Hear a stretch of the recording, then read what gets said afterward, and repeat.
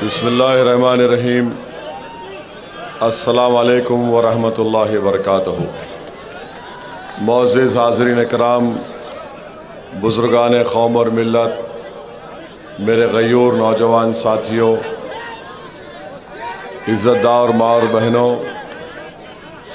शहनशीन पर तशरीफ़ फरमा मोहतरम जनाब इम्तियाज़ जलील साहब, रुकने पार्लिमान वो सदर महाराष्ट्र मजलिस इत्तेहादुल मुस्लिमीन, वो उम्मीदवार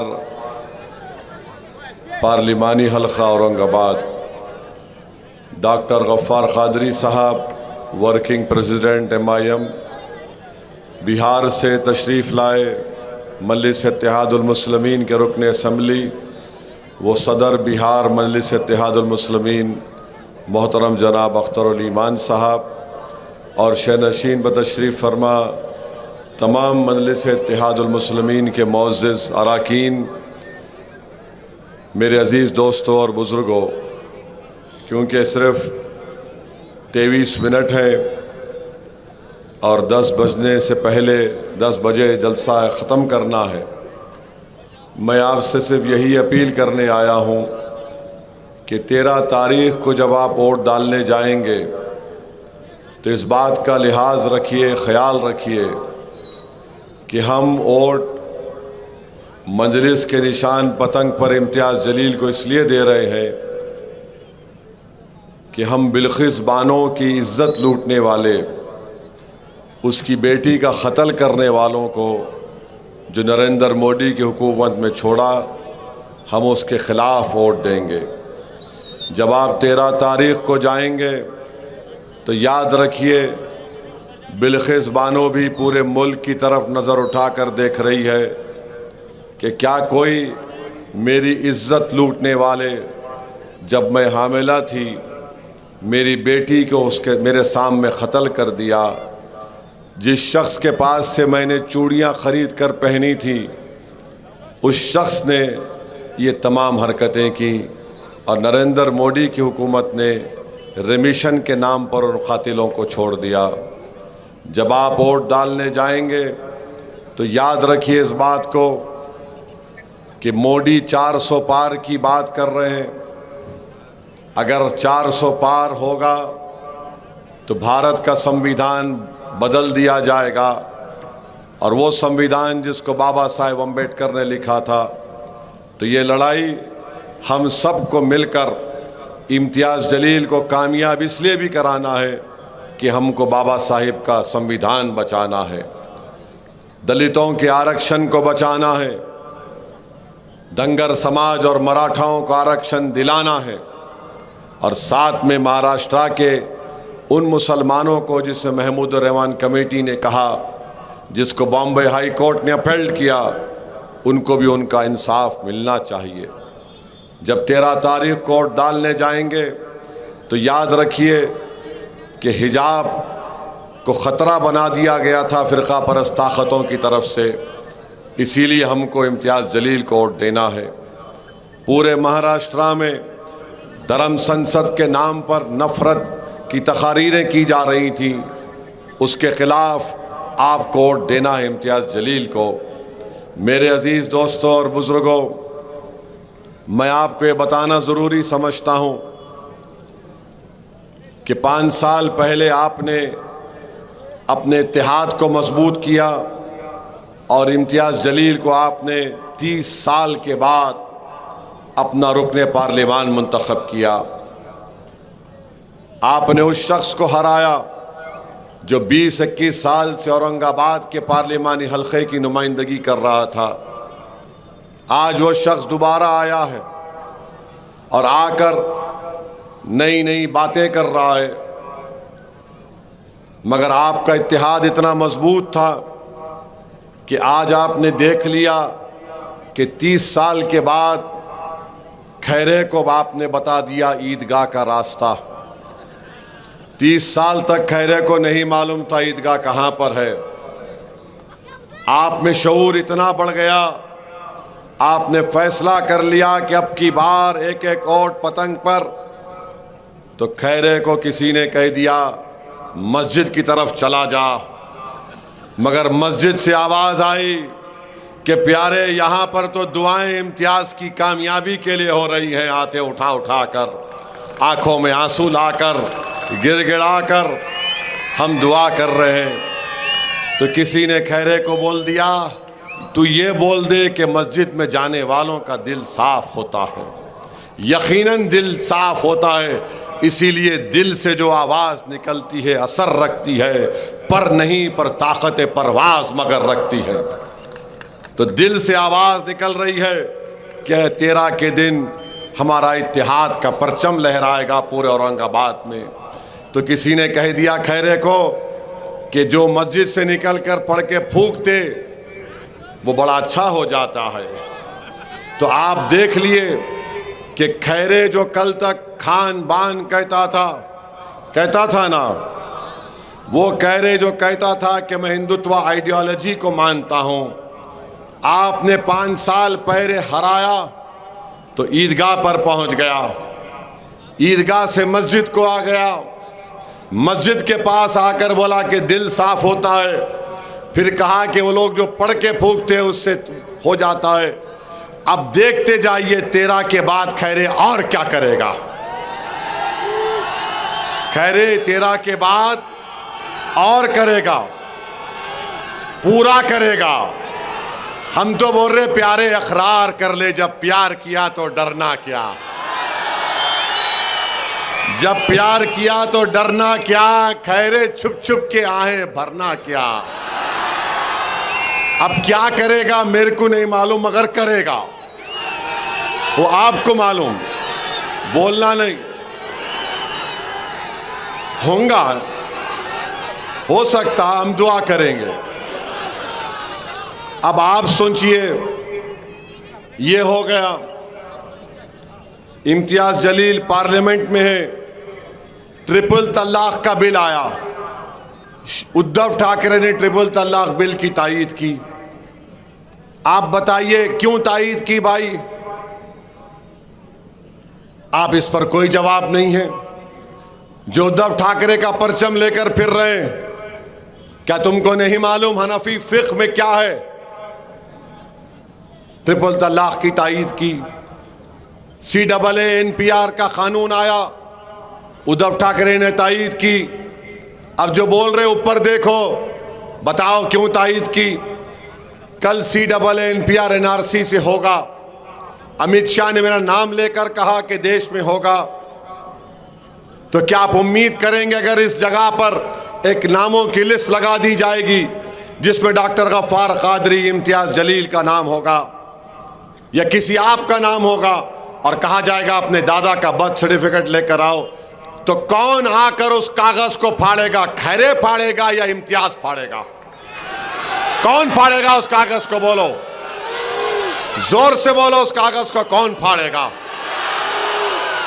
मोदी कह रहे हैं कि देश में यूनिफॉर्म सिविल कोड लाएंगे। उत्तराखंड रियासत में यूनिफॉर्म सिविल कोड आ गया, और वहां पर ये कह रहे हैं, वो कानून ये कह रहा है कि उत्तराखंड के मुसलमानों की शादी स्पेशल मैरिज एक्ट से होगी, खुतबे निकाह से नहीं होगी, गवाहों की मौजूदगी में नहीं होगी, महर की रकम दुल्हन को नहीं दी जाएगी। यह कानून उत्तराखंड में बन चुका है। अगर पार्लियामेंट में मोदी यह कानून लाएगा तो क्या खैरे इसकी मुखालिफत करेगा या इम्तियाज जलील इसकी मुखालिफत करेगा? कौन खड़े होकर कहेगा पार्लियामेंट में कि मैं अपने वजूद को मिटने नहीं दूंगा, मैं अपनी तहजीब को खत्म होने नहीं दूंगा? क्या खैरे बोलेगा ये? क्या उद्धव ठाकरे बोलेंगे? क्या कांग्रेस बोलेगी? क्या शरद पवार बोलेंगे? मेरे भाई, इसीलिए भारत की पार्लियामेंट में आपको अपने नुमाइंदों को भिजाना है। ये खैरे तो सिर्फ पढ़ के फूको। तो अगर मैं आपसे कह रहा हूं कि जो अहले दिल हैं, जरा पढ़ के फूक दो इसके ऊपर, फूक। क्या बात है। आज इम्तियाज जलील 5 साल आपका MP रहा। अल्हम्दुलिल्लाह, पानी का मसले को हल करने के लिए पानी की लाइन का काम शुरू हो चुका है। 20 साल में नहीं कर सका खैरे, उसकी हुकूमत थी, नहीं कर सका। अस्पताल 200 करोड़ का नया बन रहा है। इम्तियाज जलील कोर्ट में गए, जीते वहां पर, कोर्ट ने ऑर्डर दिया 200 करोड़ का दवाखाना बन रहा है। नौकरी की जरूरत है नौजवानों को, कई जॉब फेयर इम्तियाज जलील ने कराए, 15,000 के करीब नौजवानों को रोजगार मिला। खैरे 20 साल से था, खुद को रोजगार पे लगा लिया, पूरे औरंगाबाद के दलितों को, मुसलमानों को, दंगर समाज को बेरोजगार बना के रख दिया।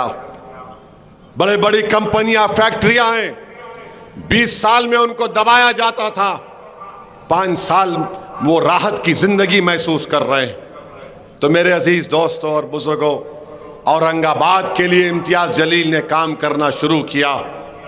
उस काम को लेकर आगे बढ़ना चाहिए। भारत की पार्लियामेंट में एक बार नहीं, कई मर्तबा इम्तियाज जलील ने गरीबों के घर की स्कीम का मुतालबा किया। इम्तियाज जलील ने क्या कराड़ नाम है मिनिस्टर का, भगवत कराड़ से पूछा, तुम पत्थर लगा दिए खाली, कहां है घर बताओ? क्योंकि गरीबों को घर मिलना चाहिए गवर्नमेंट की स्कीम में। कभी बोला खैरे? नहीं बोल सकता ये बात। मेरे अजीज दोस्तों और बुजुर्गों, इस औरंगाबाद के पार्लियामेंट के हलके में टूरिज्म को हम बढ़ा सकते।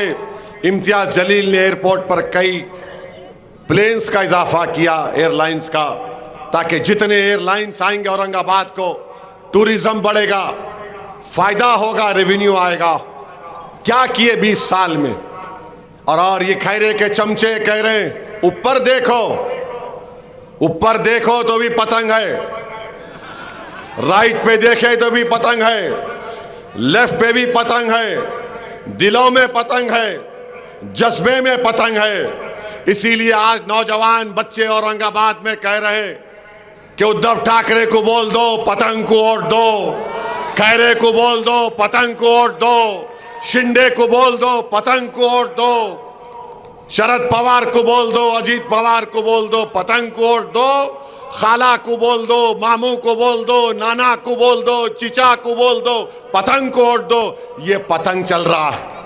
मगर मैं आपके सामने जिम्मेदारी के साथ कह रहा हूं कि इंशाअल्लाह ताला अल्लाह आपके जरिए से, आपके दुआओं के जरिए से अल्लाह दोबारा औरंगाबाद से इम्तियाज जलील को अपना एमपी बनाएगा।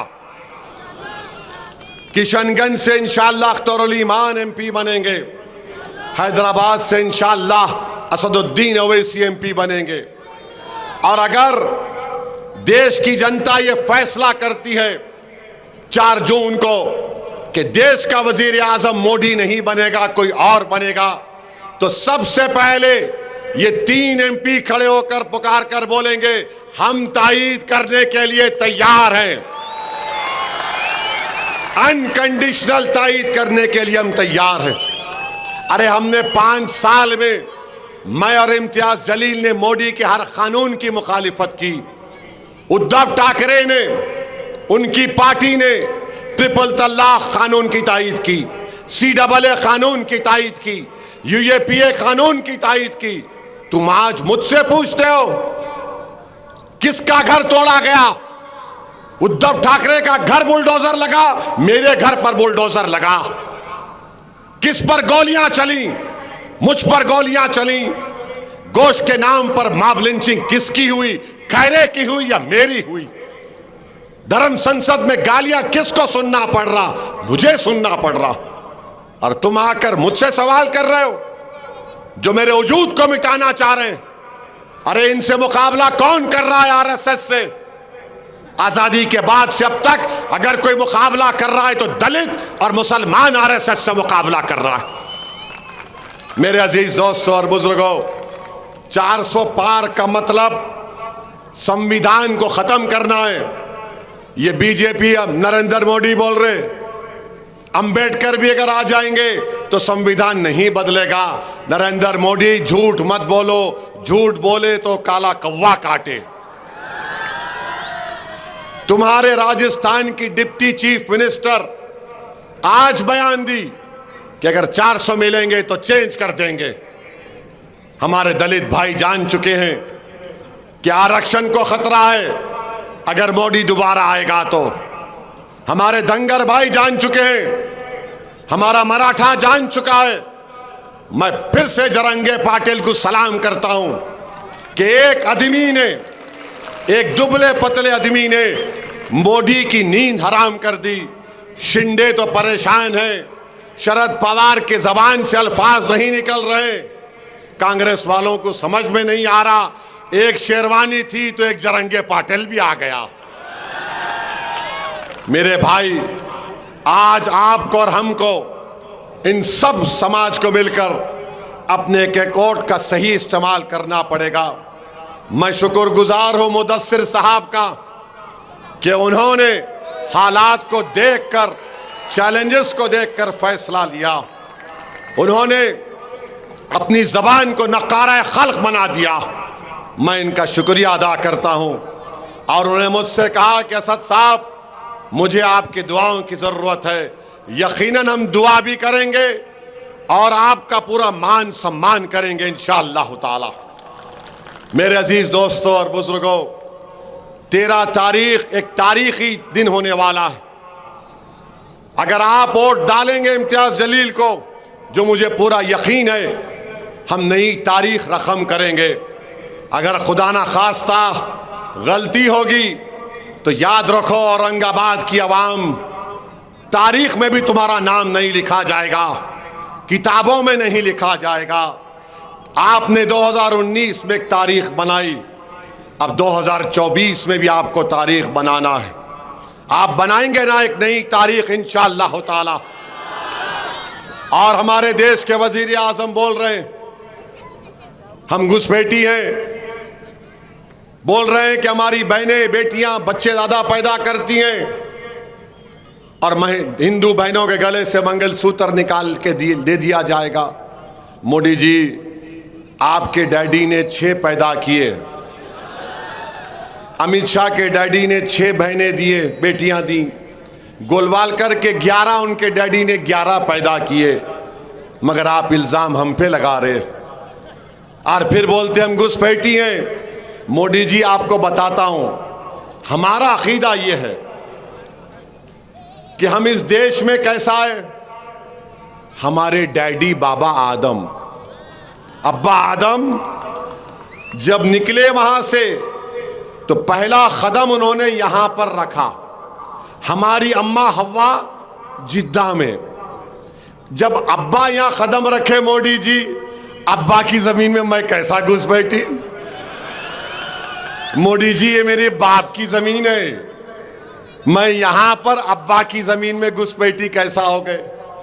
अरे अगर सही देखा जाए तो द्रविडियन और आदिवासी इस देश के पहले सिटीजन हैं, ये आर्यन बाद में आए और आप हमको घुसपैठी बोल रहे। मैं आपसे एक सवाल करूंगा, क्या आप किसी हिंदू बहन के गले से मंगलसूत्र छीन कर आप अपने पास रखने को तैयार हैं? कितने तैयार नहीं? हाथ उठाओ, पूरे हाथ उठाओ, दिखने बताओ। मोदी जी, ये हाथों को देखो, ये गयूर लोगों के हाथ हैं और 13 तारीख को ये हाथ उठेंगे, पतंग पर निशान पर दबेंगे इंशाअल्लाह ताला। अब हमारे वजीर आजम एक मीडिया को बयान दिए, बोल रहे हैं कि पूरे दुनिया के मुसलमान बदल गए, भारत में हिंदू मुस्लिम हो रहा है। मोदी जी, आप भी तो कर रहे हैं 10 साल से मुसलमान मुसलमान। नुपुर शर्मा तुम्हारी पार्टी की है या मेरी पार्टी की? बोलो। वो नुपुर शर्मा जिसको तुमने गिरफ्तार नहीं करवाया, जिसने हमारे नबी सल्लल्लाहु अलैहि वसल्लम की शान में गुस्ताखी करने की कोशिश की, आप जेल नहीं भी जाए। धर्म संसद महाराष्ट्र में हुए, आपके लोग कर रहे हैं। लव जिहाद आपने किया, बताओ, सब चीज आप करते हैं। आपके पास एक मुस्लिम मंत्री तो छोड़ो, आप एक मुसलमान को टिकट नहीं देते। और मोदी जी बोल रहे पूरी दुनिया में मुसलमान बदल रहे हैं और देश में हिंदू मुस्लिम हो रहा है। और मोदी जी बोलते हैं मैं अरब कंट्रीज को जाता हूं, मुझे बड़ी मोहब्बत मिलती। मोदी जी, आप हमको सऊदी अरब से क्यों मिला रहे हैं? हमको यूएई से क्यों मिला रहे हैं? हमको आप बहरीन से क्यों मिला रहे हैं? कतर से क्यों मिला रहे हैं? कुवैत से, ईरान से, इराक से क्यों मिला रहे हैं? भारत हमारा था और रहेगा मोदी जी। मेरा कोई लेना देना नहीं है सऊदी अरब से। हाँ, मक्का मौजमा है, नबी करीम सल्लल्लाहु अलैहि वसल्लम का गुंबद क़ज़रा है, मगर ये मेरा देश है ना। आप ले जाकर मुझे उनसे मिला रहे। मोदी जी, आपको असदुद्दीन ओवैसी से मोहब्बत नहीं, आपको मोहम्मद बिन सलमान से मोहब्बत है। आपको असदुद्दीन ओवैसी से मोहब्बत नहीं, आपको मोहम्मद बिन ज़ैद से मोहब्बत है। आप ऐसा मिलते हो लोगों से लपेट के, या हबीबी, या हबीबी, या हबीबी। क्या बात है मोदी जी, मैं भी तो इंसान हूं, मगर उनसे मिलेंगे तो ऐसा मिलेंगे, ऐसा मिलते हैं कि जैसा कोई बचपने में बिछड़ गए थे। कोई आम खास ग्राउंड पे मेला हुआ था, बिछड़ गए थे, अब मिल रहे हैं। मेरे भाई, ये क्या हो रहा है इस देश में? बताओ आप। देश का वजीर आजम इस तरह की जबान इस्तेमाल कर रहे हैं, घुसपैठी कह रहे हैं, अरब ममालिक से हमको मिला रहे हैं और बोल रहे हैं पूरे दुनिया का मुसलमान बदल गया। अरे मोदी जी, ये तो बोलो आप कि आपने माइनॉरिटीज़ की स्कॉलरशिप क्यों कम कर दी? मौलाना आज़ाद फाउंडेशन क्यों ख़त्म कर दिया? प्री मैट्रिक पोस्ट मैट्रिक के रकम क्यों नहीं देते आप? हाउसिंग के स्कीम में क्यों नहीं औरंगाबाद को लेकर आए? मेरे भाई, इसीलिए कह रहा हूं, ये भारत की तारीख का सबसे खतरनाक पार्लियामेंट का इलेक्शन है। आपको अपनी आवाज को पार्लियामेंट में भिजाना है, आपको अपनी आवाज को पार्लियामेंट में भिजाना है। एक तरफ इम्तियाज है, दूसरी तरफ खैरे है, तीसरी तरफ बुमरे है। बुमरे साहब, मुझे बताया गया 27 उनकी दुकानें हैं शराब की। आप तीनों को चेहरे को सामने रखो, बल्कि अपने मासूम बच्चों को इम्तियाज का चेहरा, इनका चेहरा दिखाओ। इम्तियाज का चेहरा देखते कि बच्चा उंगली बता के बोलेगा ये मेरा है, ये मेरा है, ये अपना है। अब दूसरों के दिखाए तो क्या होता नहीं मालूम, वो आपके ऊपर है। और क्या करते खैरे सब, हे करे करे, हे करे, वो ले ले, वो करते। ये क्या है, क्या है ये? आप बताइए। उद्धव ठाकरे बोल रहे हैं मेरे को धोखा दिए, अख्तरुल ईमान बैठे बिहार में, हमारे 4 एमएलए को तोड़ लिए गद्दारों को। हम खून पसीने से मेहनत करके 5 जिताए थे। उद्धव ठाकरे, तुम्हारे को तोड़े तो तोड़ दिए और हमारे खींच लिए, खरीद लिए तो कोई फिक्र नहीं। मेरे अजीज दोस्तों और बुजुर्गों, मेरी आपसे ही गुजारिश है कि 13 मई के दिन आप लोग अपना एक एक वोट पतंग के निशान पर लगाइए। और ये हमारे हैदराबाद के एक मशहूर शायर थे खामखा, उनका सुनिए। सवाल अपना भी पूरा होगा, क्या है कि क्या नहीं की। ये मोदी को कब सुख होगा, क्या है कि क्या नहीं की। इलेक्ट्रल बॉन्ड से करोड़ों ले लिया, फिर बोल रहा ना खाऊंगा ना खाने दूंगा। क्या है कि क्या नहीं की, बोल सकते आप भी। ये गारत का गड़ा भरता नहीं होगा, क्या है कि क्या नहीं की। मुसलमानों को घुसपैठिए बोलूँगा, लेकिन हबीबी से गले मिलूँगा, क्या है कि क्या नहीं की। 22 घंटे काम करके मुल्क को बैगन में मिलाऊंगा, 5 साल और मिले तो फिर यही करूँगा, क्या है कि क्या नहीं की। मुल्क को कमज़ोर करूँगा, लेकिन इलेक्शन जीतूँगा, क्या है कि क्या नहीं की। मेरे भाई, मुल्क को बचाइए, संविधान को बचाइए, औरंगाबाद को बचाइए और औरंगाबाद की आवाज़ इम्तियाज़ जलील को पार्लियामेंट में पहुंचाइए। तो 13 तारीख को औरंगाबाद के आसमानों पर क्या नजर आएगा और आप क्या करेंगे? डाल के सबको खींच, पतंग पतंग पतंग करिए। सलाम अलैकुम।